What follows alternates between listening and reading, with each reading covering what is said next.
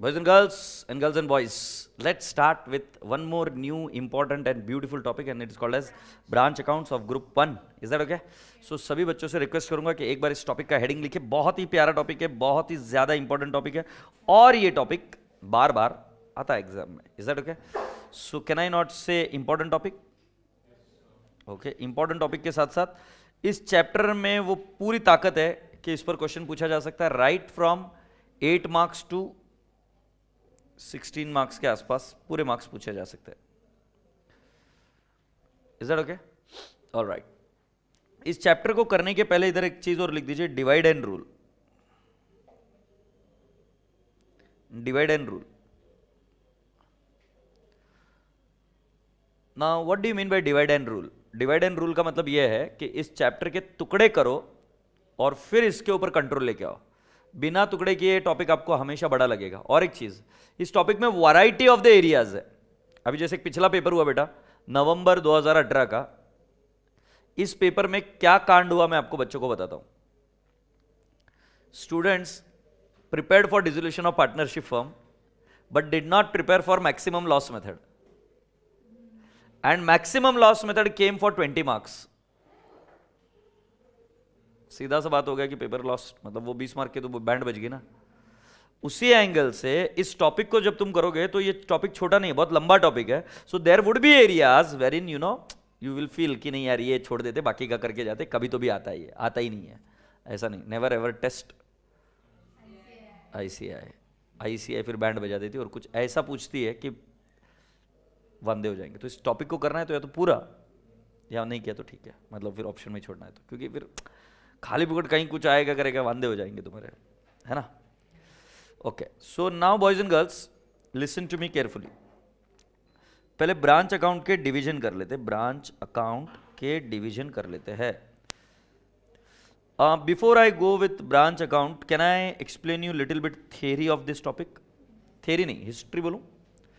History क्या है? History ये है और प्रेजेंट ये है, फ्यूचर का पता नहीं. फ्यूचर भी मेजॉरिटी केस में यही है. हिस्ट्री ये कहती है कि इंसान पैसे का बहुत भूखा था.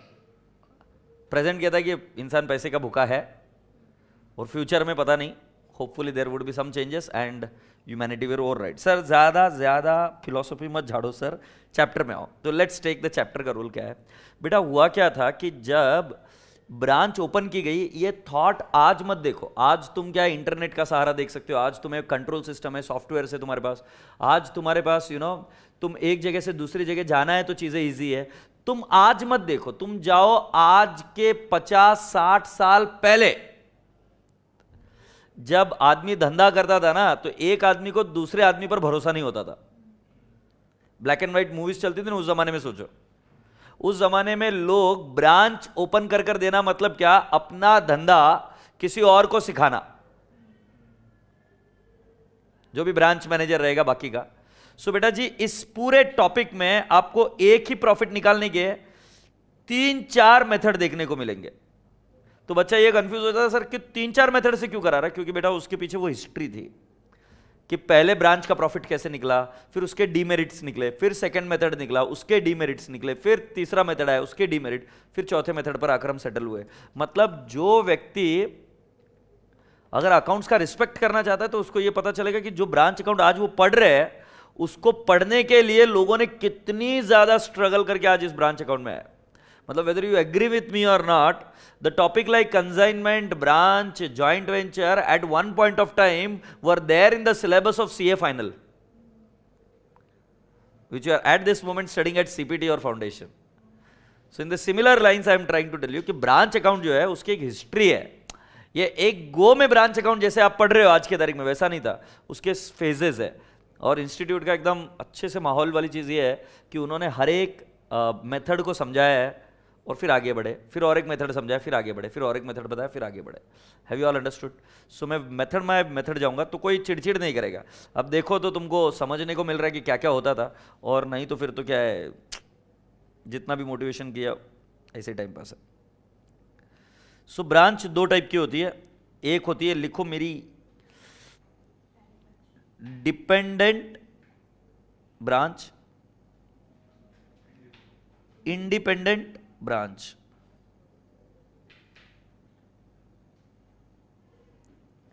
एक है डिपेंडेंट ब्रांच और दूसरी है इंडिपेंडेंट ब्रांच। डिपेंडेंट ब्रांच का मतलब क्या समझे आप?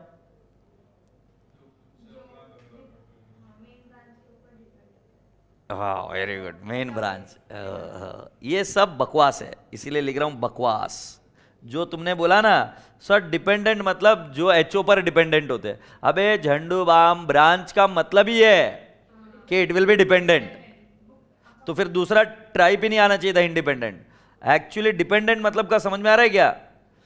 Branch does not maintain separate books of accounts.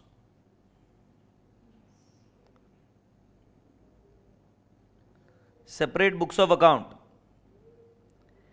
HO records, आप लिखते जा रहे हो मेरे साथ में, HO records on behalf of branch in HO's book. In whose book? HO's book. और इंडिपेंडेंट ब्रांच का मतलब क्या? Branch maintains its own books.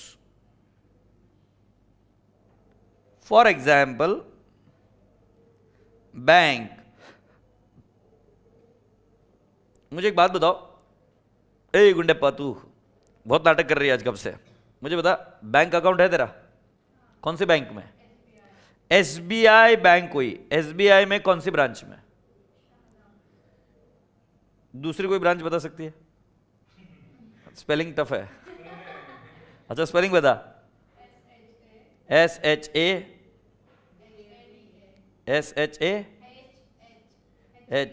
हाँ शादा। मेरा पता है कहां है? पिंपले सौदागर। किसी और का कहां पे पता है क्या? लुला नगर। समझ में आ रहा है मैं क्या बोल रहा हूं? किसी और का होगा मार्केट यार्ड। इसका मतलब जब आप बोलते हो कि तुम्हारा अकाउंट कहां है, तो तुम क्या बोलते हो? मेरा अकाउंट इस ब्रांच में है। इसका मतलब ब्रांच अपने रिकॉर्ड्स खुद मेंटेन कर रही है। Have you all understood? So boys and girls, branch maintain its own books. और दूसरा कौन सा? Dependent branch. Branch does not maintain its own book. Who maintains the record on behalf of branch? HO. Have you all understood? अब बेटा जी लिखना शुरू कीजिए डिपेंडेंट ब्रांच। एग्जाम में क्वेश्चन सॉल्व करने के पहले यह चीज एक बार परख ले कि क्वेश्चन किस पर पूछा है, डिपेंडेंट ब्रांच या इंडिपेंडेंट ब्रांच। डिपेंडेंट ब्रांच के अंदर कुछ ये मेथड्स है। Debtors method, debtors method. दूसरा वाला है स्टॉक एंड डेटर्स मेथड। और तीसरा वाला है फाइनल अकाउंट मेथड।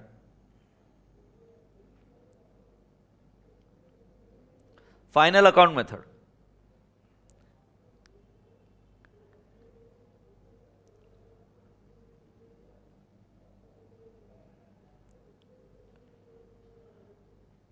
दाबेली खाते हो?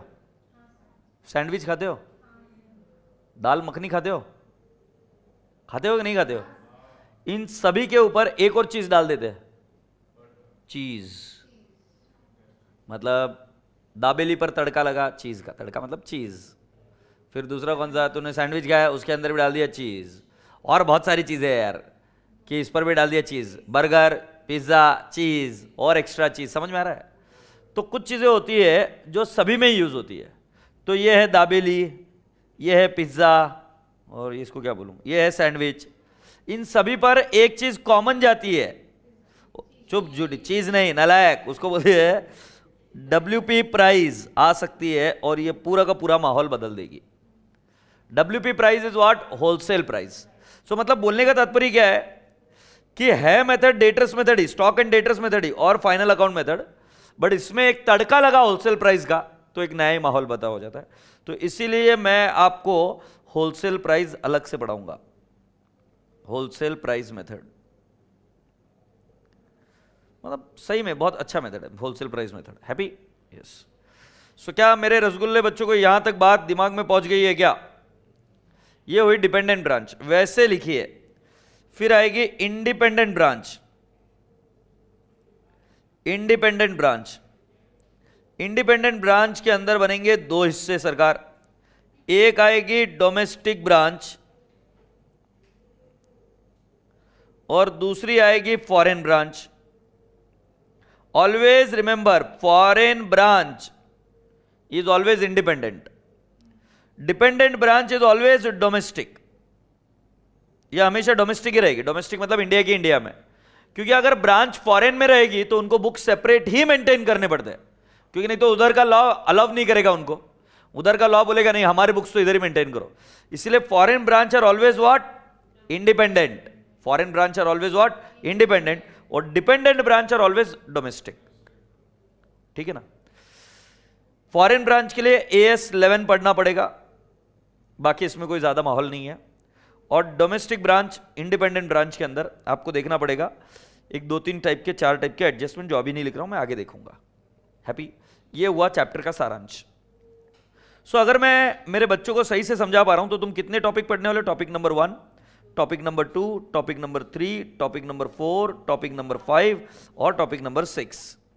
तो ऐसे देखने जाएंगे तो एक टॉपिक में 6 चीजें हमको पढ़नी पड़ेगी, और ये 6 की 6 चीजों में कोई कनेक्शन नहीं है, there are all together independent. तभी तो ब्रांच डिफिकल्ट लग रहा है। बट इन टॉपिक को अगर एक एक करके इंडिपेंडेंट देखोगे तो फिर ये topic profit prior to incorporation के ऊपर नहीं जा सकता, फिर उसका लेवल उतना ही है। बट तुम 6 चीजें एक साथ डील करोगे तो डिफिकल्ट है। इसलिए मैंने क्या लिख कर दिया था, डिवाइड एंड रूल। अब मैं आपको डेटर्स मेथड के बारे में समझाना शुरू करता हूं। तो हेडिंग लिखते हैं debtors, debtors method. Debtors method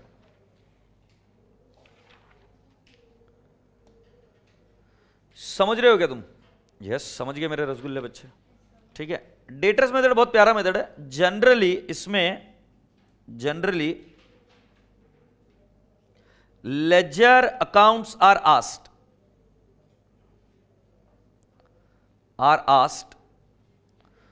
occasionally they will ask you what, journal entries. तो हम पहले जर्नल एंट्री करेंगे तभी हमको लेजर समझ में आता है। अब सुन रहे क्या?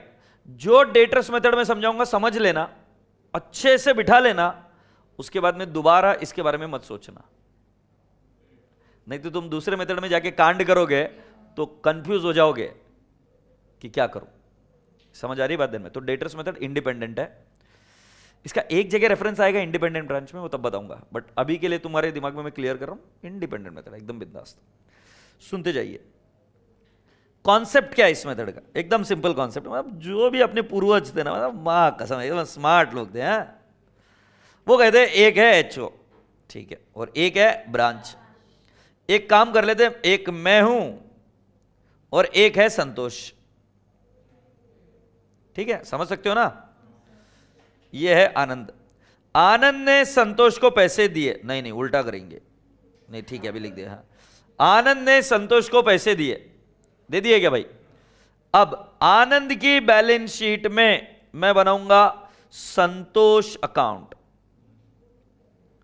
तो संतोष मेरा कौन बन गया? डेटर्स। सर संतोष के बुक्स में क्या बनाएंगे? नहीं,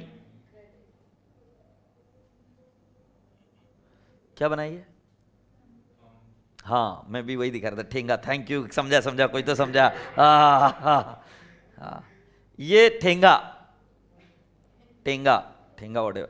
संतोष कुछ नहीं बना रहा अपने बुक्स में, मैं बना रहा। किसके बुक्स में? आनंद के बुक्स में संतोष का अकाउंट, उसको क्या बोलेंगे? डेटर्स। मैंने संतोष को दिए 10,000, एंट्री हुई संतोष अकाउंट डेबिट टू कैश 10,000। संतोष सच्ची बताओ, उन 10,000 रुपए का क्या किया?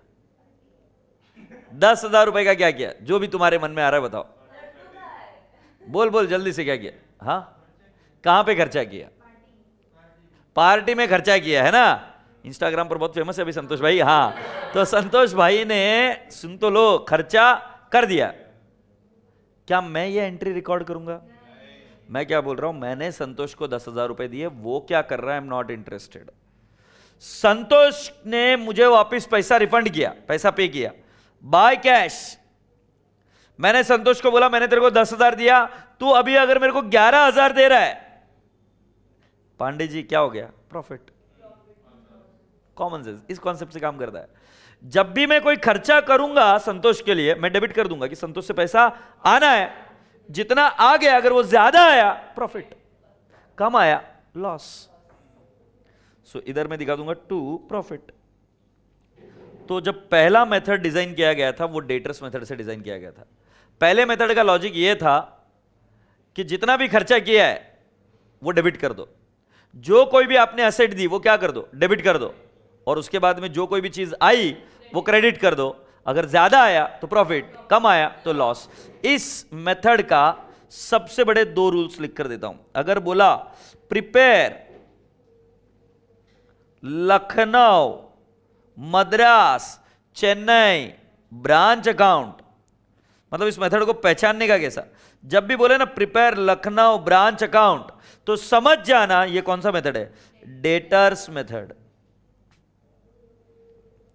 तब एकदम तुरंत समझ जाओगे कौन सा मेथड है, डेटर्स मेथड। दूसरा, transaction between branch and HO are only recorded and transaction between branch and outsider are ignored। सिर्फ transaction between branch and HO are recorded. अब मैं आनंद का नाम निकाल दूंगा, संतोष का भी नाम निकाल दूंगा, और मैं इधर अकाउंट बनाऊंगा ब्रांच अकाउंट। तो जो मैंने पैसा दिया वो टू कैश लिखा, जो पैसा मेरे पास आया वो बाय कैश लिखा, और बेटा जी मुझे प्रॉफिट दिख गया कितना, 1000। ये इसका कॉन्सेप्ट है डेटर्स मेथड में। मतलब पैसा ज्यादा आया तो प्रॉफिट, पैसा कम आया तो लॉस। बट हम कौन सी ट्रांजैक्शन रिकॉर्ड करेंगे, only transaction between branch and HO.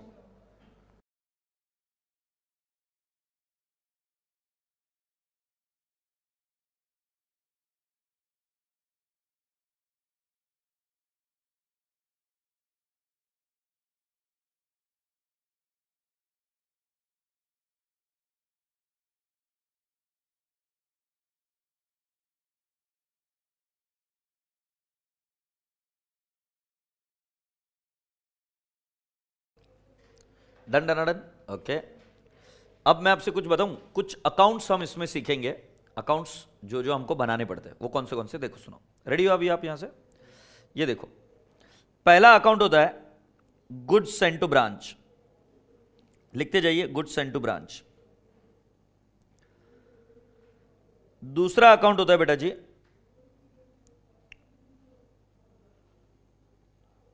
Branch account. तीसरा अकाउंट होता है बेटा जी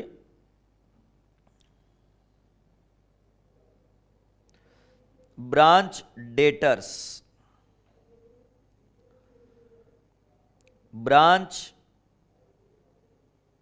कैश अकाउंट, एक्सेट्रा एक्सेट्रा।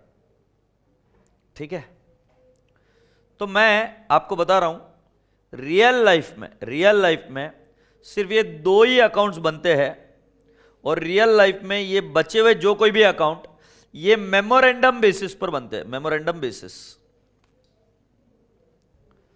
और जो रियल लाइफ में डबल एंट्री सिस्टम पर ये बनते हैं, डबल एंट्री सिस्टम पर ये बनते हैं। कौन से? गुड सेंड टू ब्रांच और ब्रांच अकाउंट। और ये किसकी बुक्स में बनते हैं? In the books of HO. ये 2 ये डबल एंट्री को फॉलो करते हैं, और जो बचे हुए मेमोरेंडम बेसिस है वो मेमोरेंडम बेसिस पर अकाउंट्स बनते हैं। एम आई कम्युनिकेटिंग? अगर आप रेडी हो तो मैं आपको आगे लिए चलता हूं। क्या मैं ले चलूं आपको आगे? Now I want everyone to pay complete attention. क्या होता होगा रियल लाइफ में? एक एचओ ब्रांच को माल भेजता होगा, उसको बोलते हैं गुड्स सेंड टू ब्रांच, है ना। ब्रांच क्या करती होगी? इस माल को सेल करती होगी।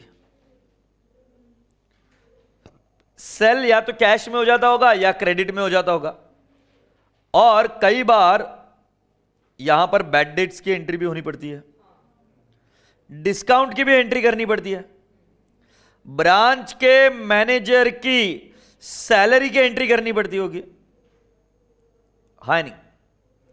उनके बाकी के एक्सपेंसेस की एंट्री करनी पड़ती होगी, और जब सेल होता है तब कैश आती है ब्रांच के पास, और ये कैश हम ऐसा हमेशा मानेंगे कि किसके पास भेज देंगे हम? एचओ के पास। तुम पूछोगे क्यों?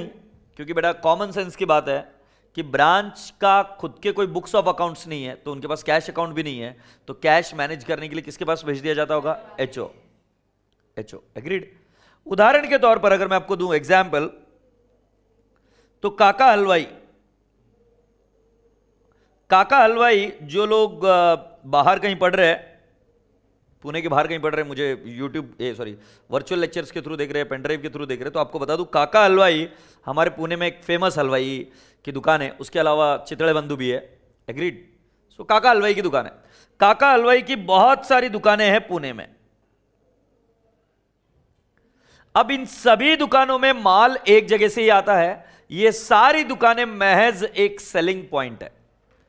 मतलब मैं पिंपले सौदागर में रहता हूं, तो मेरे लिए काका हलवाई पिंपले सौदागर में खुल गया, तो मुझे इजी होता है वहां से खरीदना, तो उन्होंने वहां पे दुकान खोल दी। बट माल सुबह सुबह पूरे पूना में एक ही जगह से डिस्ट्रीब्यूट होता है, और जो कैश कलेक्ट हुई जाती है वो भी सारी की सारी उसी दिन या अगले दिन डिपॉजिट कर दी जाती है एक सेंट्रलाइज्ड बैंक अकाउंट में, जो कि किसका है? एचओ का।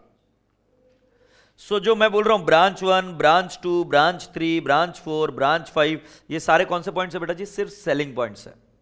अब इन प्रत्येक ब्रांचों में अपने अपने एक्सपेंसेस होते होंगे, सैलरी, कुछ डिस्काउंट दिया, बैड डेट, सेल हुआ, वगैरह वगैरह, और जो कैश कलेक्ट होती है वो कहां पे चली जाती है? एचओ के पास। मैं आपको दोबारा समझाने की कोशिश कर रहा हूं, आपको डेटर्स मेथड में सिर्फ transaction between HO and branch record करनी है।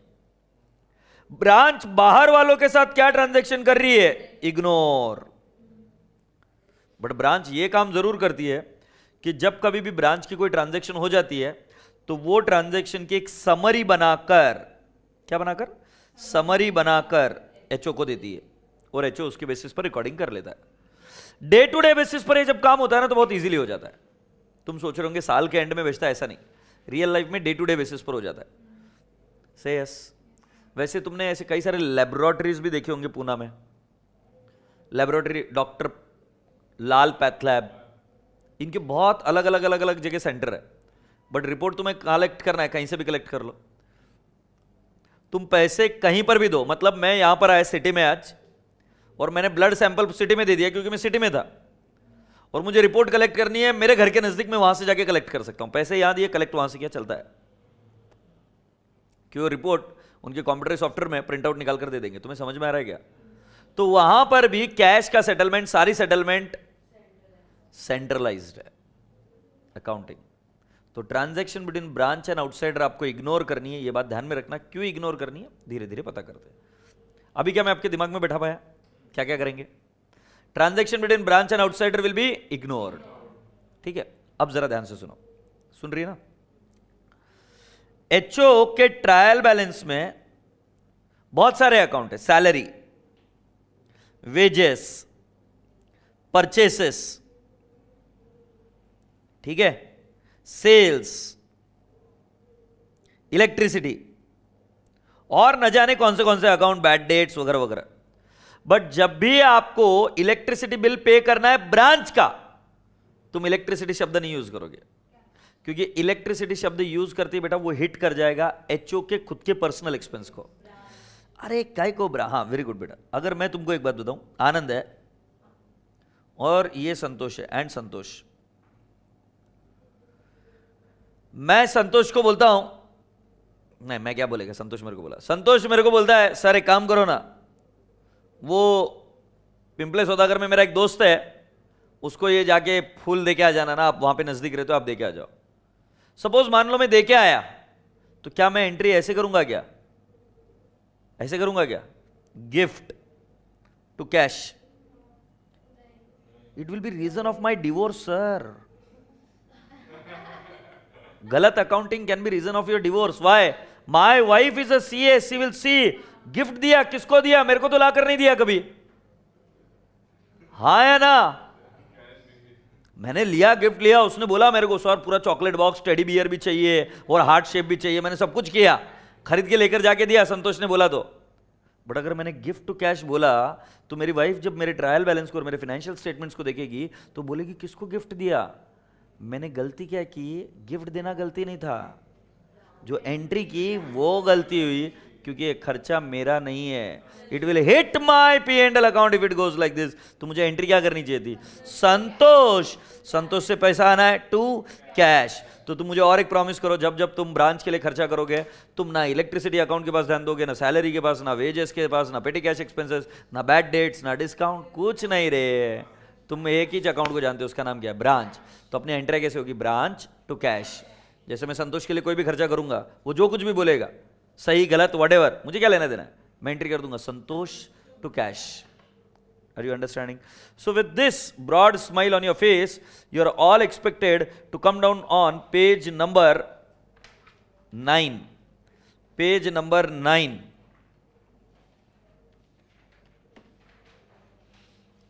In page number 9, I will show you some of the entries. ठीक है? अच्छा मुझे एक बात बताओ, तुम्हें एक ब्रांच ओपन करनी है, कैसे ओपन करोगे? तुम्हें एक ब्रांच ओपन करनी है, कैसे करोगे? एब्सोल्युटली राइट, दूसरी जगह जाके लैंड, बिल्डिंग, फर्नीचर वगैरह सब चीजें करनी पड़ेगी। ब्रांच को ये सारी चीजें कौन देगा? एचओ। सो हम जब ब्रांच को कुछ भी देंगे तो हम उसको डेबिट कर देंगे।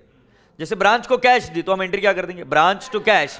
अब ब्रांच को कैश मत दो, असेट दे दो, एंट्री क्या करोगे? Branch to asset. ब्रांच को डेटर्स दे दिया अपने, ब्रांच टू डेटर्स। ब्रांच को स्टॉक दे दिया, branch to stock. Are you getting my point? So जो चीज आनी है वो debit. So for opening balance of asset at the branch, entry क्या बनेगी? ब्रांच टू इंडिविजुअल असेट, जो जो असेट्स दी। यस और नो? बेटा वैसे ही मैं बताऊं, लाइबिलिटी भी तो दे सकते हैं हम। सो लाइबिलिटी अगर हम देंगे तो क्या एंट्री करेंगे? Liability to branch. Agreed? So ये देखो बेटा, ब्रांच लाइबिलिटीज टू ब्रांच, मतलब ये ब्रांच को क्या हो जाएगा? क्रेडिट। अब कुछ बच्चे बहुत होशियार होते हैं, मतलब बचपन से एकदम माहौल होशियार रहते हैं। सर लाइबिलिटी को तो क्रेडिट बैलेंस होता है ना सर, आप डेबिट कर रहे हो। सुनो सुनो सुनो सुनो, मैं बता तो दूं तुमको, ये ब्रांच अकाउंट ऐसे बनेगा।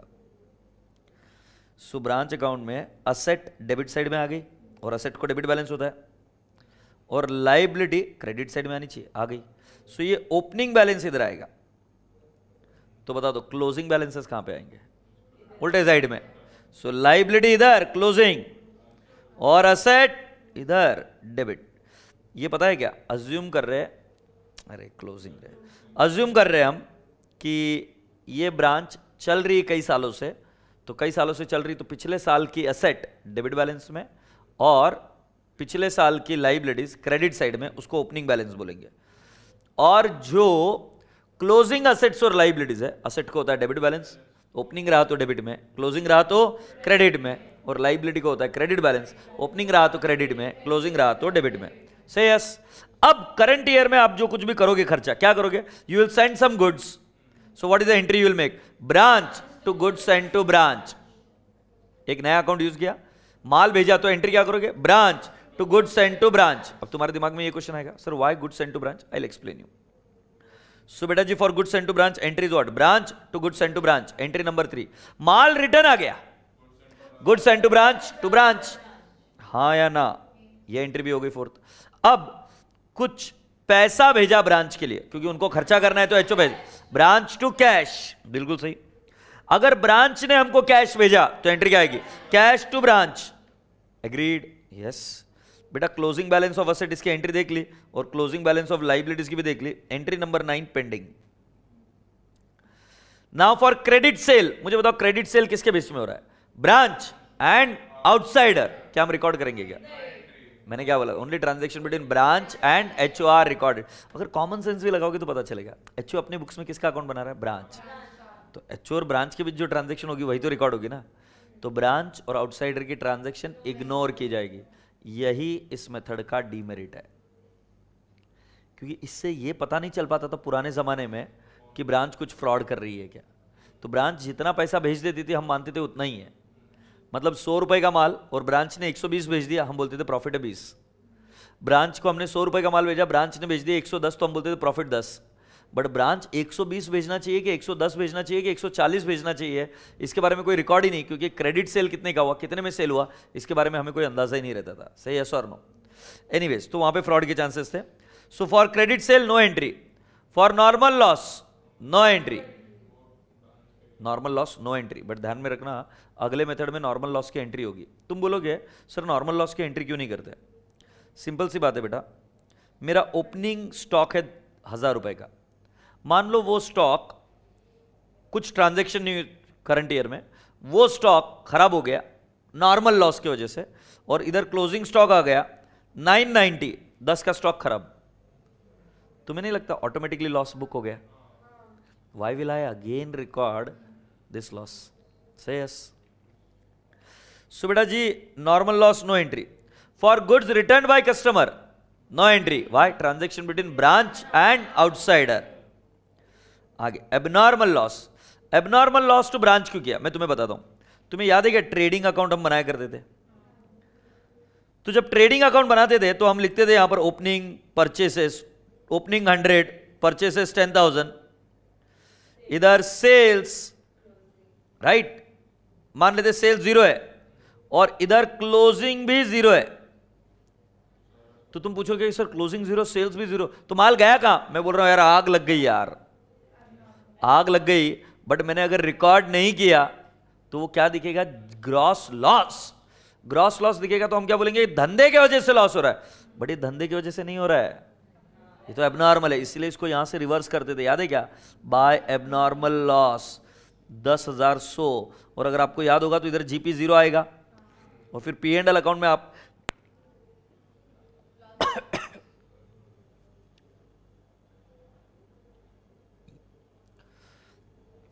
पी एंड एल अकाउंट में आप एबनॉर्मल लॉस लिखते थे कितने? 10,100, और इंश्योरेंस क्लेम मिलता तो माइनस करते थे। क्या आपको समझ में आया क्या?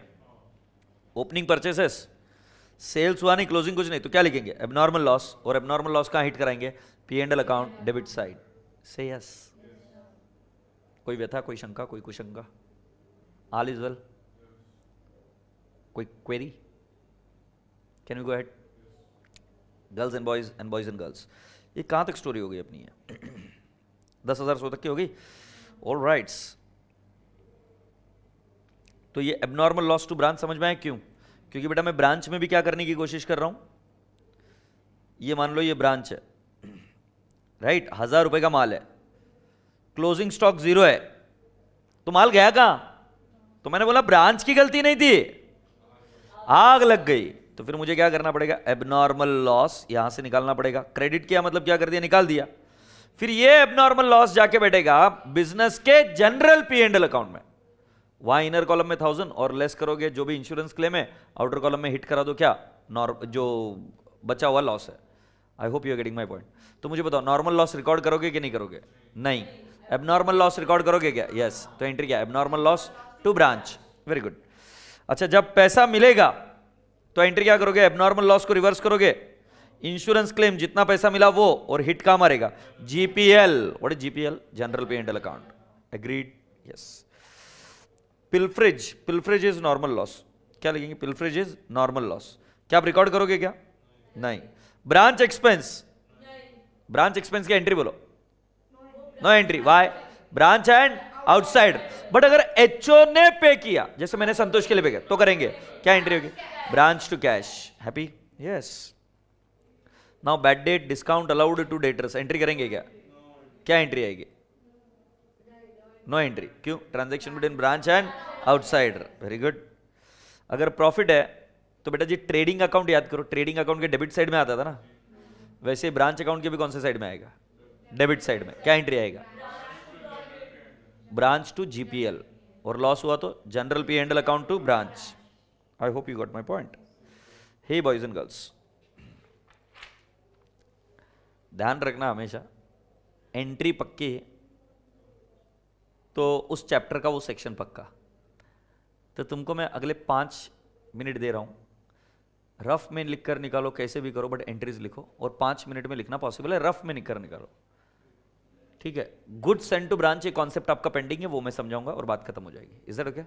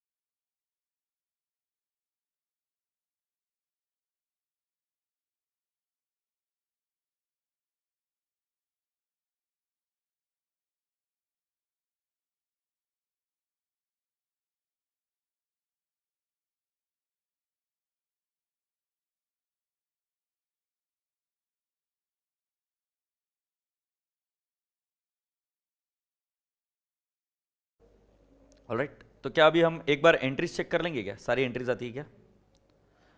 रेडी? तो बताओ बेटा, मुझे फर्स्ट एंट्री क्या? Goods and to branch, branch to goods and to branch, stock, branch stock, opening, opening अगर होगा हाँ तो डेबिट साइड मतलब एंट्री क्या होगी? Branch to stock, branch to stock. अच्छा, branch debtors opening balance, branch to debtors.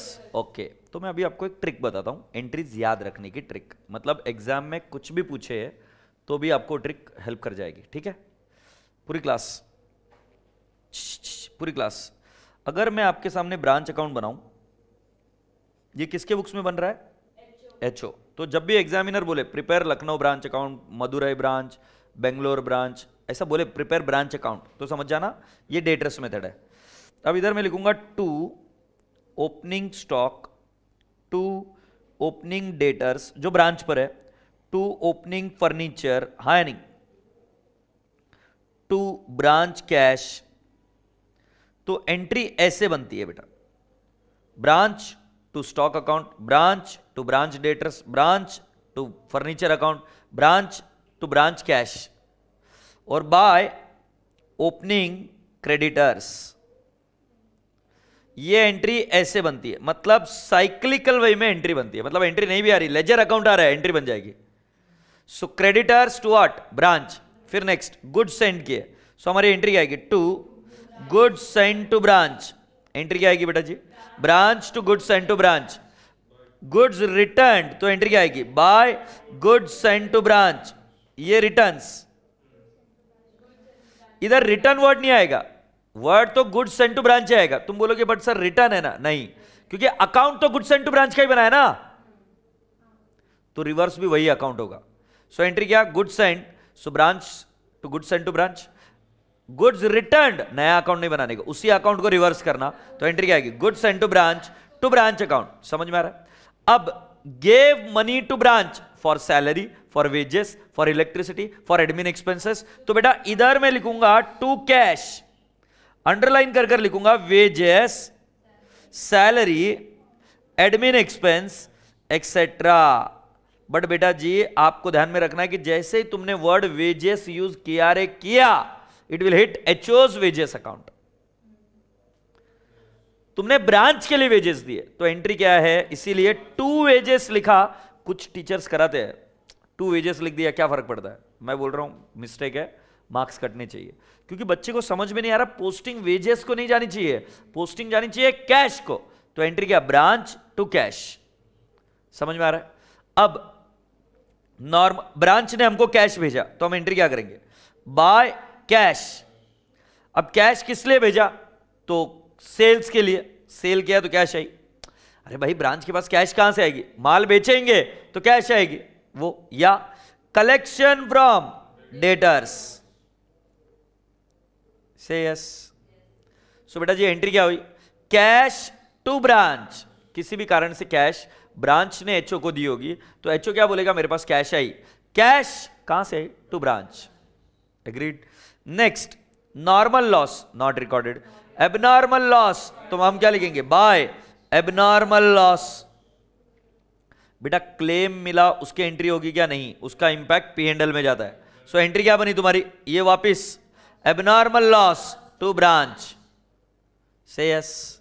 Okay मेरे रसगुल्ले बच्चों, अब क्या लिखोगे? Bye closing balance. Closing balance किसका? असेट, स्टॉक वगैरह वगैरह वगैरह, तो असेट्स की जगह पे स्टॉक लिख दूं, तो हम लिखेंगे स्टॉक, फिर डेटर्स, फिर कैश, पेटी कैश वगैरह वगैरह, और इधर टू क्लोजिंग लाइबिलिटीज, और इधर क्या क्या लिख देंगे? क्रेडिटर्स एक्सेट्रा एक्सेट्रा, और इधर आ जाएगा to branch P and L account, मतलब ये final P and L account से फिगर्स टैली हो जाएंगे। सही? यस।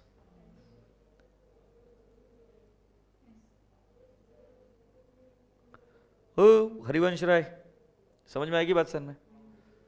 सो अभी transaction between branch and outsider is not recorded, इससे ये क्लियर रहेगा कि साला भेंडी, उसकी ट्रांजैक्शन रिकॉर्ड नहीं करनी, मतलब क्या क्या रिकॉर्ड होगा ये पता चल गया। अब रिकॉर्ड करते वक्त हमें यूज करने के लिए ज्यादा अकाउंट हेड नहीं मिलते, हमें यूज करने के लिए ब्रांच के खर्चों के लिए ब्रांच के लिए कुछ भी एक्सपेंस किया, कुछ भी पैसा दिया, कुछ भी किया, ब्रांच टू कैश, ब्रांच से कुछ भी आया सो कैश टू ब्रांच, किस वजह से आया वो नहीं लिखते हम, और यही इसका डीमेरिट है।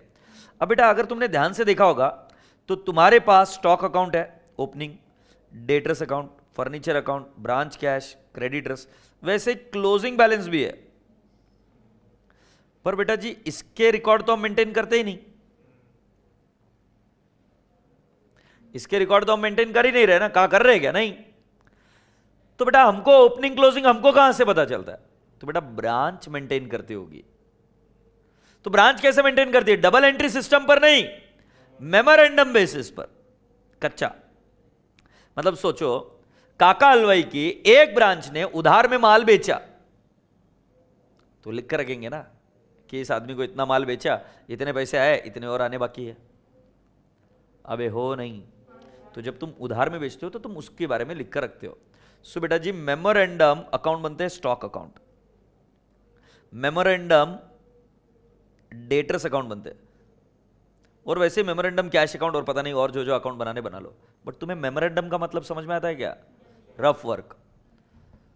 गुड़िया तू कभी किसी को पैसे देती है क्या, कि लेती है, दोनों करती है, देती है, किसको पैसे दिए बेटा, नाम बता सकती है इफ यू डोंट माइंड, मतलब इफ यू फील।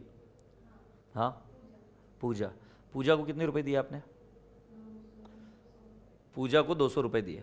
अच्छा मुझे एक बात बताओ, तुम्हारे लिए भी खर्चा करती हो, अच्छा तुम पूरा हिसाब मेंटेन करती हो, अच्छा तुम हिसाब मेंटेन नहीं करती हो। देखो हाँ ये नलायक अभी क्या बोलेगी, मैं ज्योतिषी हूं, अभी देखना मैं बता दूंगा ये क्या करती है, ये हिसाब मेंटेन नहीं करती है, पैसा आता है खर्चा करती है। बट जैसे ही ये पूजा को देती है मोबाइल में या कोई बुक में जाके लिख देती है कि पूजा को 200 रुपए दिए इस तारीख को, और कारण क्या था, मे बी मूवी देखने गए थे या उसका खाने का पैसा था या वगैरह वगैरह वगैरह, ये चीज हम लिख कर रखते हैं। मतलब ये मेमोरेंडम बेसिस पर ही तो पूजा का अकाउंट बना रही है ना, सारे रिकॉर्ड्स मेंटेन नहीं कर रही है, बट जिसकी जरूरत है उसके अकाउंट। अब तुम ये मत पूछो कि किसकी जरूरत है, it can be any account she would like to prepare it, yes और नो। तुम भी तुम्हारे लाइफ में ऐसे करते रहे होंगे, जब तुम्हें अकाउंटिंग मालूम भी नहीं थी तब भी तुम ये काम करते थे, पता है। That is the beauty of accounts, नहीं कि मतलब जिस आदमी को अकाउंटिंग नहीं भी आता है बट उसको ये समझ में आता है कि भाई क्या अकाउंट मेंटेन करके, हाँ ठीक है वो अकाउंट जैसे अकाउंट नहीं मेंटेन करता होगा बट लिख कर तो रखता है ना, इस आदमी से इतने रुपए आने हैं वगैरह वगैरह वगैरह। तो वैसे ही बेटा स्टॉक अकाउंट और डेटर्स अकाउंट के बैलेंसेस हमें ब्रांच भेजती है। तुम अगर पेज नंबर 1 पर देखोगे तो मैंने ऐसा 6.3 पर देखोगे, पेज नंबर 6.3 पर देखोगे, बस हम क्लोज है, काका हलवाई नाम की मैंने एक ये बनाई है, और काका हलवाई के अलग अलग जगह पे सेंटर मैंने आपको मार्क करके दिए उसमें, हाँ या नहीं। तो मैं तुम्हें बताऊं क्या ये क्या होता है, काका हलवाई की बुक्स में बनेगा ब्रांच अकाउंट, काका हलवाई की बुक्स में बनेगा ब्रांच अकाउंट, और ये जो रिस्पेक्टिव सेंटर्स है इन सभी में ये मेंटेन करते हैं अपना स्टॉक अकाउंट, अपना डेटर्स अकाउंट, और इनके बैलेंसेस एचओ को भेजते हैं, और एचओ फिर उसके बेसिस पर ब्रांच अकाउंट बनाते हैं। अभी आपको यहां तक तो समझ में आ ही गया होगा पांडे जी कि यहां पर कंट्रोल परफेक्ट नहीं है, काम चलता था भरोसे पर। इसीलिए पुराने जमाने के ब्रांचेस देखो, हम उन्हीं लोगों को बिठाते थे जो हमारे रिलेटिव होते थे, बट धीरे धीरे रिलेटिव भी धोखा देने लग गए, फिर नया सिस्टम इजाद हुआ जिसके बारे में हम आगे बात करेंगे। क्योंकि उस जमाने में एक्चुअली प्रॉब्लम थी कि एक ब्रांच अगर मान लो इधर से नासिक में एक ब्रांच खोली तो ब्रांच डिटेल शेयर करे कैसे, तो हम रिकॉर्ड करते थे हम यहां पर सारी ट्रांजैक्शन, बट वहां से डिटेल्स आने में टाइम लगता था, क्योंकि उस जमाने में टेलीफोन ये सब चीजें महंगी हुआ करती थी, it was suppose to be luxury, आज के जैसे नहीं मोबाइल वगैरह। हैप्पी, ऑलराइट, तो मेरा बच्चा समझ गया। सो ये सारे अकाउंट कौन बनाता है बेटा जी, ब्रांच। और ब्रांच कौन से अकाउंट बनाती है, देखो मेमोरेंडम, स्टॉक अकाउंट, ये बेटा स्टॉक को कौन सा बैलेंस होता है रे गुड़िया, और दूसरा अकाउंट कौन सा, मेमोरेंडम डेटर्स अकाउंट, ठीक है। जब मैं मेमोरेंडम स्टॉक अकाउंट बना रहा हूं तो ध्यान से सुनो, स्टॉक को debit balance to opening balance, और बाय बैलेंस मतलब by closing balance say yes. अब यहां पर to goods and to branch, क्योंकि माल कहां से आया, एचओ ने भेजा। अगर रिटर्न किया तो क्या आएगा, by goods send to branch. ये क्या है, ये रिसीव्ड हुआ, ये क्या हुआ, ये रिटर्न हुआ। अच्छा, और माल के साथ क्या हो सकता है, सेल, सो क्या आएगा, बाय कैश। या उधार में बिक गया तो क्या आएगा, बाय डेटर्स, अबे होनिंग, सो इधर आ जाएगा टू स्टॉक अकाउंट। ये पहली बार आएगा, नहीं आया। अब और क्या हो सकता है, माल जल गया, बाय एबनॉर्मल लॉस। माल नॉर्मल लॉस हो गया, ए झंडू बाम, मैंने बोला ब्रांच में रिकॉर्ड नहीं करेंगे, एक थप्पड़ लगाओ ना, अलग छुरी गाय छाप। अच्छा क्या है, ये देख इधर 100 रुपए का माल है, 10 रुपए का नॉर्मल लॉस हो गया, तो इधर 90 आएगा ना। अबे किसी भी तरीके से स्टॉक को कम करना पड़ेगा ना, नहीं तो कम होगा कैसे। मान ले इधर एंट्री नहीं कर रहे अपन, किसकी 10 की एंट्री नहीं कर रहे, तो स्टॉक कितना दिखना चाहिए, 100 ही दिखेगा। बाबू ब्रांच अकाउंट में normal loss is not recorded. Stock account बनाएंगे तो कॉस्टिंग में बिन कार्ड वगैरह सब सीखे ना। अगर स्टॉक जाएगा तो एग्जिट मराना पड़ेगा उसको, नॉर्मल लॉस भी लिखना पड़ेगा। अमा करतेगा, वो उधर नहीं रिकॉर्ड करते, but correct value of stock if you want you will have to record it. Say yes. तुम्हें पता एक पप्पू था, तुम्हें तो पता ही होगा, तुम क्या है, बहुत यंग जनरेशन, बहुत शार्प है। एक पप्पू था, ठीक है। तो पप्पू कैसी बातें करता था, देखो पप्पू कैसी बातें करता था। एक पप्पू था, पप्पू बोलता था कि सर मेरे पास 100 रुपए का माल है, 100 रुपए का माल है, और मैंने कितने में बेच दिया, 110 में बेच दिया। चुप, झूठी। वो पप्पू क्या बोलता था, मम्मा स्टॉक नेगेटिव हो गया है। ये स्टॉक अकाउंट है ना, 100 रुपए का माल 110 में बेचा, पप्पू क्या बोलता था, स्टॉक नेगेटिव हो गया है। ये पप्पू थिंकिंग। अब तुम्हारी थिंकिंग देखते हैं। 100 रुपए का माल, बेटा ये स्टॉक अकाउंट में प्रॉफिट नहीं निकालने का है। खजूर का क्या है हो गया, आज प्रॉफिट कौन निकाल रहा है, स्टॉक अकाउंट बना रहे हो ना। 100 का माल 110 में गया, स्टॉक नेगेटिव हो गया मम्मा। पप्पू, स्टॉक 100 रुपए का है तो उसमें क्रेडिट 110 नहीं किया करते बेटा, 100 ही करते हैं। मतलब स्टॉक अकाउंट अगर तुमने बनाया कॉस्ट पर तो एग्जिट भी कॉस्ट पर ही मराओगे, और अगर स्टॉक अकाउंट बनाया आईपी पर तो एग्जिट भी आईपी पर बनाओगे। मतलब 100 आया 100 गया, या 110 आया 110 गया, ये लॉजिक से अकाउंट चलेगा। मतलब एट कॉस्ट या IP, but it can never be एक जगह पे कॉस्ट और इधर तर सेलिंग प्राइस। पेपर लई सोपा होता सर, सगळं करून आलोय आणि बाळ एवढी मोठी बशी परात वर घेऊन आलाय। समझ आ रही बात ध्यान में? This is all hopeless things. I hope I made a lot of sense. So this account will either be made at cost, that is debit and exit, that is debit and credit both at cost, or at IP or at WP. अभी तक मैंने समझा नहीं IP WP क्या है, but ऐसा assume करके आ रहा हूँ कि तुम ग्रुप 1 हुआ होगा तुम्हारा थोड़ा बहुत, तो उससे पता होगा। IP is issue price, WP is wholesale price. जिस पर भी होगा उस पर ही एंट्री और एग्जिट दोनों ही होंगे। अब डेटर्स टू स्टॉक अकाउंट है, टू ओपनिंग बैलेंस भी तो आएगा, बाय क्लोजिंग बैलेंस। बोलो ना यार, ये टू स्टॉक अकाउंट ये क्रेडिट सेल है ना। अच्छा अब मुझे बताओ, माल बेच दिया वापस रिटर्न भी तो आ सकता है, सो बाय स्टॉक। अबे हो नहीं तो इधर ओके आ गया क्या, गुड्स रिटर्न। अच्छा गुड्स रिटर्न नहीं, ब्रांच डेटर्स लिखना पड़ेगा ना। ओ भाई साहब समझ में आ रहा है क्या, वापिस माल इधर आ गया। नेक्स्ट पैसा मिल गया तो बाय कैश, पैसा नहीं मिला by bank. Say yes, by bad debts, by discount, by BR. By BR भी तो हो सकता है, और अगर मान लो ये डिसऑनर हो गया सो टू बैंक भी तो हो सकता है, right? Yes very good. So all this things you have understood कि अगर बीआर डिस्काउंट हो, सॉरी बीआर डिसऑनर हुआ तो कहां पे आएगा, डेबिट साइड में। I hope you are getting my point. Agreed? So with this it shall tally. ये कौन सा मेथड सीखे आप? Debtors method. और इसमें ये कौन सा अकाउंट सिखा रहा हूं मैं आपको? मेमोरेंडम, स्टॉक और डेटर्स मेथड। मेमोरेंडम स्टॉक और memorandum debtors method. Agreed? So आप सभी लोगों से अभी रिक्वेस्ट है, come down to the page number 6.7 6.7, और यहां पर मैंने आपको सिखाया ब्रांच अकाउंट। यस और नो? यहां पर 2 और ये सब चीजें बराबर से देख लो, 2 कहां पर लिख रहा हूं मैं, उसको पोस्टिंग जाएगी, और जो नीचे रेंट, रेट्स, पेटी कैश वगैरह सारी चीजें लिखती है उसको पोस्टिंग नहीं जाती है। उसके नीचे यहां पर आप लिखोगे transaction between branch and HO are only recorded. ये बात हो गई बेटा क्लियर। दूसरी चीज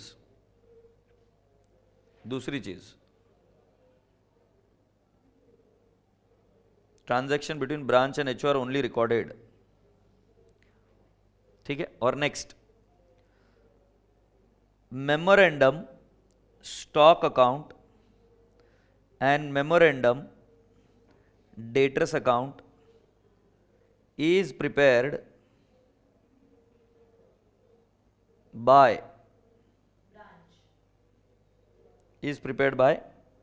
branch, ठीक है। और वो कैसे बनाने का मैंने आपको बताया, ठीक है। मैं इधर लिख देता हूं, memorandum stock account both debit and credit is either at cost or IP or WP.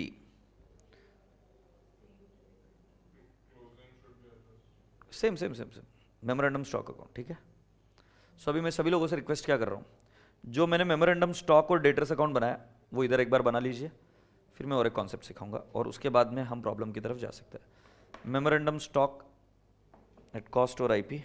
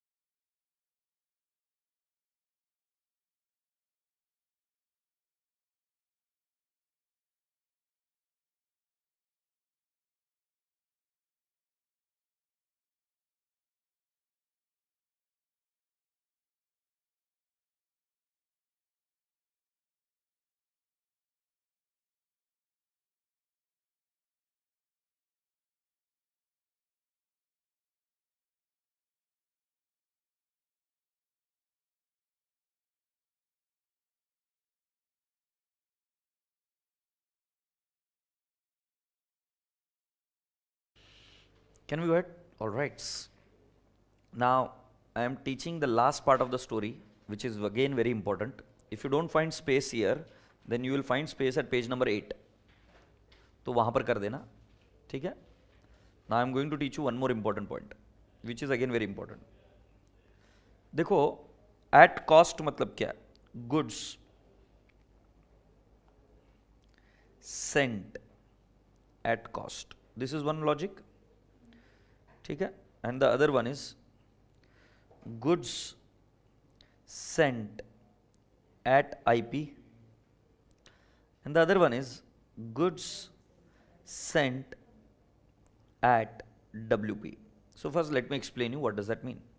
100 रुपए का माल C when it goes at or it is sent at 100 only, goods sent, it is at cost. But when 100 rupees का माल is sent at 120 नको, I'll write down 130. So then that means the goods are sent at IP. This is cost and this is IP. But जब 100 रुपए की cost का माल भेजा जाता है 110 में और वो बेचा जाता है पब्लिक को 130 में, so this is sold as goods sent at wholesale price. So this is cost, this is WP, and this is what? Market price, or IP, selling price. Now interestingly, stock goes at two places. Stock goes at two places. One is branch account and the other one is stock account. तो पहले मैं तुमको बता देता हूं memorandum stock account कैसे बनेगा. Memorandum stock account का रूल सिंपल है, 100 रुपए में आया 100 रुपए में गया. इधर रूल सिंपल है, 130 में आया तो 130 में गया. इधर 110 में आया तो 110 में गया. ये किसका रूल हुआ? Memorandum stock account. इसका रूल सिंपल है कि माल कितना आया उतने से ही आउट करूंगा जब सेल हो जाएगा. बट ब्रांच अकाउंट ऐसा नहीं है. ब्रांच अकाउंट में अगर माल आया 100 में, गुड्स सेंट टू ब्रांच, ऐसे लिखते हैं ना तुम, goods sent to branch, they are sending it at cost and it is sold at 130. Let's take an example. It is sold at 130. So beta ji, can I not write down by cash oblique bank 30? I will show profit 30. वही लिखा ना नालाय को 130. दूसरा वाला, when I prepare a branch account here in this concept, I'll write down goods sent to branch 130 because हमें जो माल मिला 130 से मिला है. चलान जो बना है वो 130 का बना है, 100 का नहीं. कॉस्ट बताता ही नहीं. काका हलवाई आज के तारीख में रस मलाई भेजता है तो उसकी कॉस्ट नहीं बताता है, बोलता है इतने में बेच. तो अब यहां पर by cash oblique bank sale 130, तो बेटा ये ब्रांच तो कभी प्रॉफिट रिफ्लेक्ट करेगी ही नहीं. हाँ या ना? So whenever goods are sent at IP, you should first reverse the loading. You should first reverse the loading. So क्या लिखोगे? Buy goods sent to branch 30. क्यों लोडिंग रिवर्स करते हो समझ में आया? Now you might wonder and ask me, sir फिर branch को पता चल जाएगा ना? नहीं, ये सारी ट्रांजैक्शन किसकी बुक्स में हो रही है? एचओ. अच्छा तुम मुझे जानती हो? तुम मुझे नहीं जानती हो? तुम मुझे जानते हो? अच्छा तुम्हें पता है मेरे बुक्स में कितना प्रॉफिट है? एग्जैक्टली तो अगर मैं मेरे बुक्स में क्या एंट्री कर रहा हूं क्या नहीं कर रहा हूं, ब्रांच को इस चीज के बारे में पता नहीं चलेगा. तो ऐसा नहीं सोचने का कि सर ब्रांच को पता चल जाएगा. Branch will never know it, क्योंकि ये सारी चीजें किसके बुक्स में चल रही? अपने बुक्स में. अच्छा दूसरा एक और देख लेते. अगर मैंने यहां पर ब्रांच अकाउंट बनाया जबकि होलसेल प्राइस पर है, सो माल किस पर आया? गुड्स सेंट टू ब्रांच कितने में? 110. और सेल कितने में होगा? 130. तो बेटा इसमें लोडिंग रिवर्स नहीं करना, क्योंकि इसमें आपको क्या मिल जाएगा? प्रॉफिट मिल ही जाएगा. बट रिमेंबर, जो माल आना जाना होता है एचओ और ब्रांच के बीच में, तब लोडिंग वर्ड यूज करने का, और जब क्लोजिंग स्टॉक बच जाता है तब वर्ड यूज करने का स्टॉक रिजर्व. क्योंकि स्टॉक को हम आर्टिफिशियली कम करने की कोशिश करते हैं, उसको हम क्या कहते हैं? Stock reserve. तो स्टॉक रिजर्व की एंट्री कैसे होती है, क्यों होती है, वो हम आगे देखेंगे. बट रिमेंबर कि किसमें लोडिंग रिवर्स होती है? सो एट कॉस्ट लोडिंग का सवाल ही नहीं. At IP reverse the loading. At WP do not reverse the loading, क्योंकि आप प्रॉफिट कैलकुलेट कर सकते हो एट होलसेल प्राइस पर. ये एट डब्ल्यूपी है, ये एट आईपी है, और ये एट कॉस्ट. तो हर एक केस में ये वाला फिगर तो सेलिंग प्राइस ही होगा, और लोडिंग रिवर्स होती है जब when the goods are sent at IP और सेलिंग प्राइस. एमआरपी भी बोल सकते हो. लिख लो बेटा जी.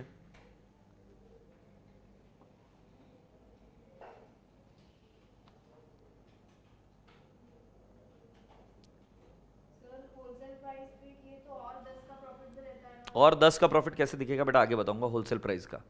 Don't worry. 10 का प्रॉफिट एचओ बुक करेगा, क्योंकि वो हर एक को माल, जैसे अगर तुमको याद होगा कि तुमको कॉस्टिंग में कॉन्सेप्ट सिखाया होगा, एक सेकंड पॉज लो, कि जिसमें तुम डिसाइड करते हो कि माल इन हाउस से लेने का कि बाहर से लेने का, उसको क्या बोलते हो तुम? कॉस्टिंग में ऐसा कॉन्सेप्ट है ना कि हम माल या तो बाहर से खरीद सकते हैं, एक डिपार्टमेंट माल बाहर से खरीद सकता है, और else I can take it from within the organisation. अब वो कॉन्सेप्ट कौन सा है? मतलब उसमें कॉस्टिंग में ऐसा सिखाया गया कि हर एक सेंटर ये एक प्रॉफिट सेंटर है या कॉस्ट सेंटर है, every cost centre is a profit centre, और उनको जिम्मेदारी दी गई है कि तुम तुम्हारा प्रॉफिट कमाकर दिखाओ।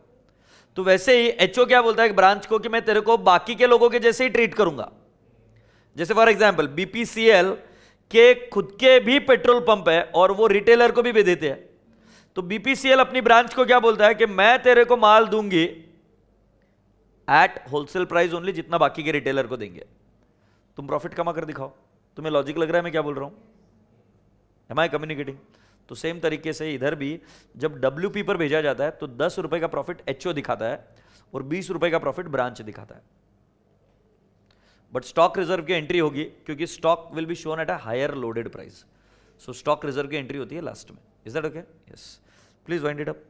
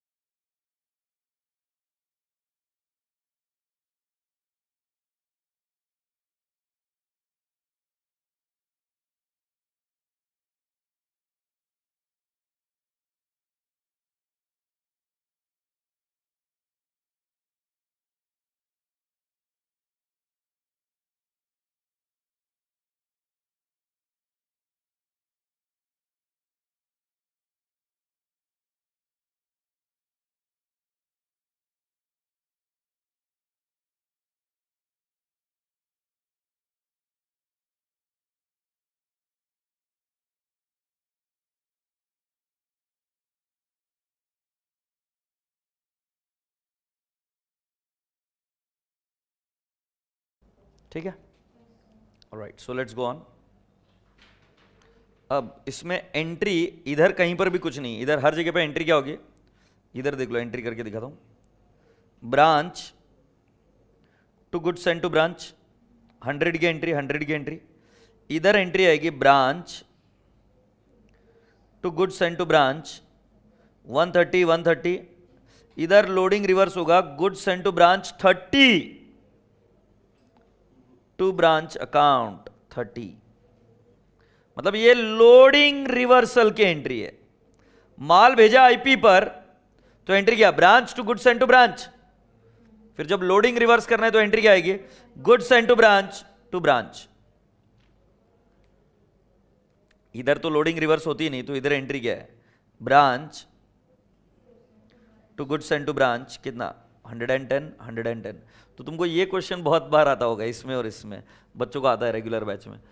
साला सर एक केस में लोडिंग रिवर्स करता है, दूसरे वाले केस में नहीं करता है, क्यों नहीं करता है? उसका कॉन्सेप्ट ये है, आईपी में प्रॉफिट निकाल ही नहीं सकते तुम, क्या पोजीशन है पता ही नहीं कर सकते, because the goods are sold also at IP, but in case when the goods are sold at WP, in that case you can calculate the profit और लॉस। से यस और no? Yes, I hope you're getting my point. If you have got any query, let me know. Have you all understood this? अब एक last concept रह गया था तुम्हारा कि sir goods and to branch क्या होता है। तो ये मैं सिर्फ कॉन्सेप्ट बता रहा हूं, उसके बाद में तुम्हारे डिपेंडेंट ब्रांच तो समझ लो कि तुम कर लोगे आराम से। जितने क्लैरिटीली कॉन्सेप्ट समझ में आते हैं उतने आसानी से हम कर लेंगे, क्योंकि हर जगह कॉन्सेप्ट वही रहेगा, सिर्फ उसके अकाउंटिंग ट्रीटमेंट अलग अलग करना है। अब सुनो जरा ध्यान से बेटा, ये मान लो एचओ का ट्रेडिंग अकाउंट है। किसका है बेटा? एचओ का। सो एचओ का ट्रेडिंग अकाउंट है, तो उसमें क्या होता है एक्चुअली, तो हम लिखते हैं इधर टू, क्या लिखते हैं? परचेसेस। मान लो माल बाय किया 1000, ये एचओ के ट्रेडिंग अकाउंट में या तो माल सेल हो सकता है, नहीं तो क्लोजिंग स्टॉक रहना चाहिए।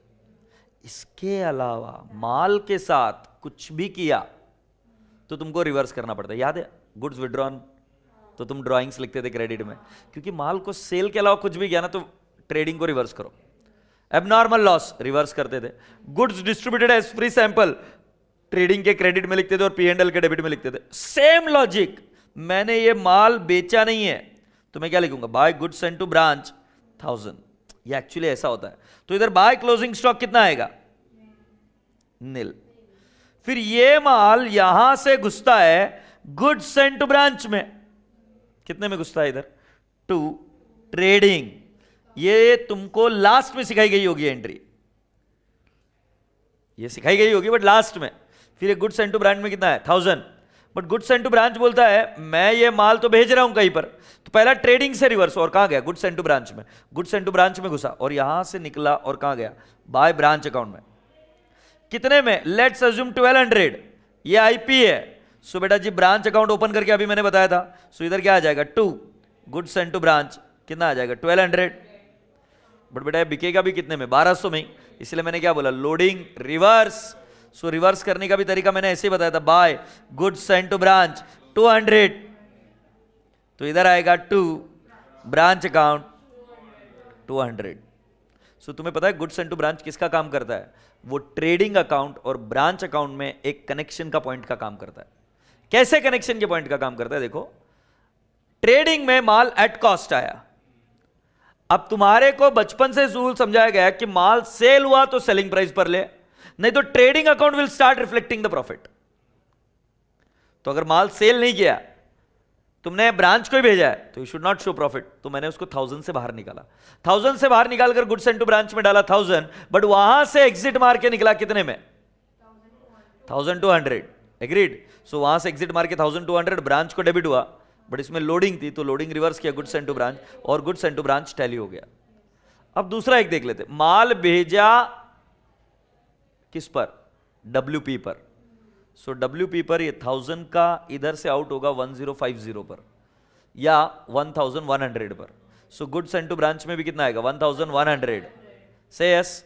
और इधर से भी कितना ब्रांच में कितना जाएगा? 1100। और मैंने कहा उसमें लोडिंग रिवर्स नहीं होगी। And if you remember I said ये प्रॉफिट एचओ दिखाएगा, तो 100 profit will be shown by HO. But अगर ये माल बिका नहीं लास्ट में, so as a group where are the goods lying? With the entity only. इसीलिए लास्ट में उस स्टॉक पर स्टॉक रिजर्व की एंट्री होती है। तो तुम्हें पता है कि WP प्राइस में लोडिंग रिवर्स नहीं होती है, एंट्री होती है स्टॉक रिजर्व की। I would like to repeat this whole scenario again.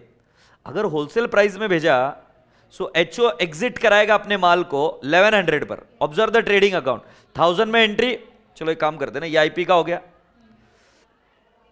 ऐसे ही मैं और एक काम कर देता हूं। एचओ इधर टू परचेसेस 1000, ये WP पर, और इधर से माल एग्जिट होगा by goods sent to branch. I will write down 1100।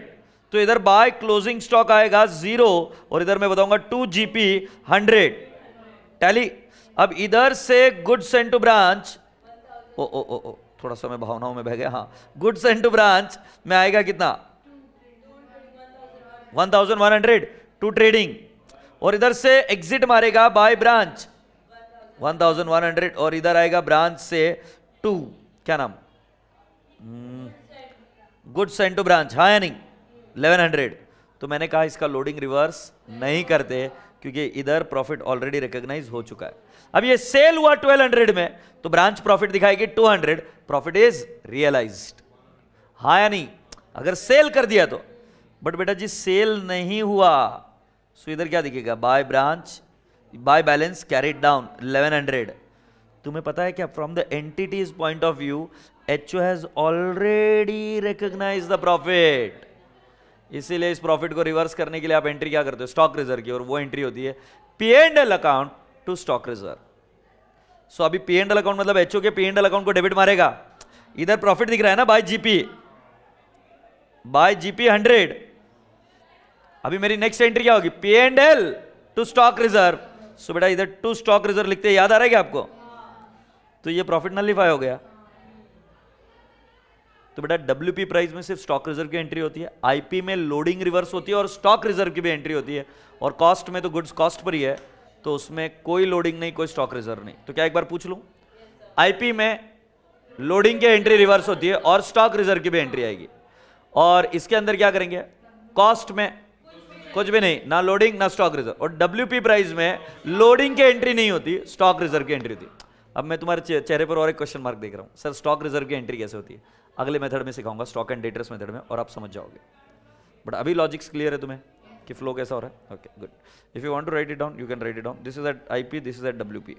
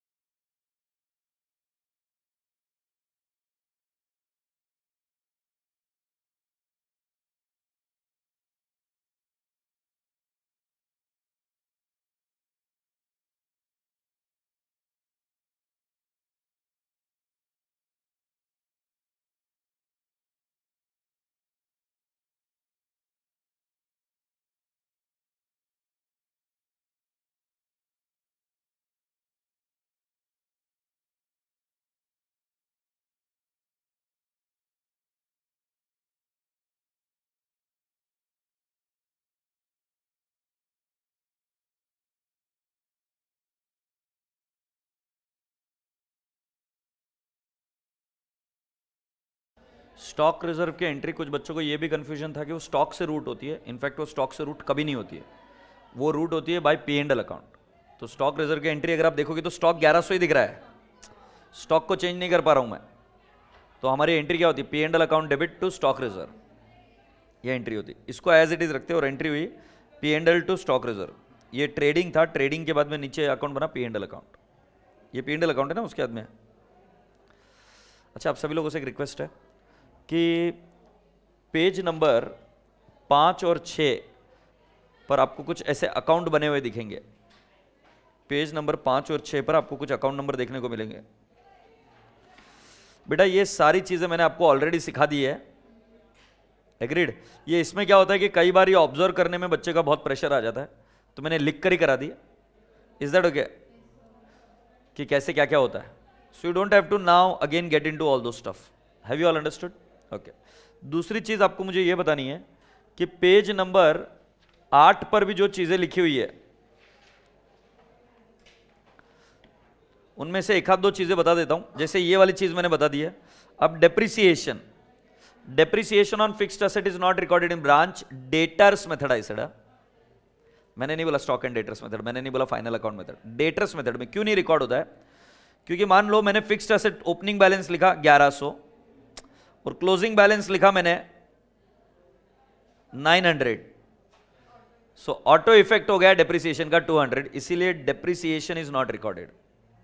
ये ध्यान में रखना। डेटर्स मेथड है, only specific debtors method. Stock and debtors में रिकॉर्ड होता है और फाइनल अकाउंट में भी होगा और उसके बाद में इंडिपेंडेंट ब्रांच में भी होगा, सिर्फ डेटर्स मेथड में नहीं रिकॉर्ड होता।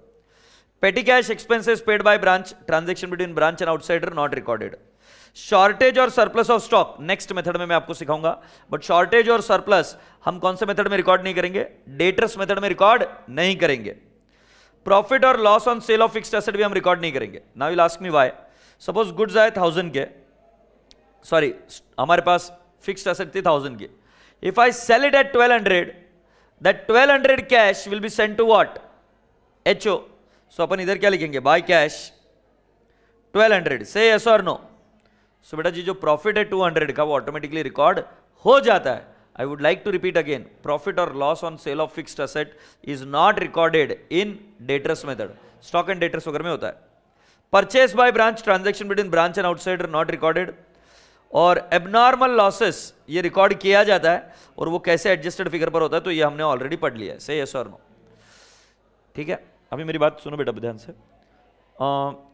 इसके बाद में हम ब्रेक ले रहे हैं।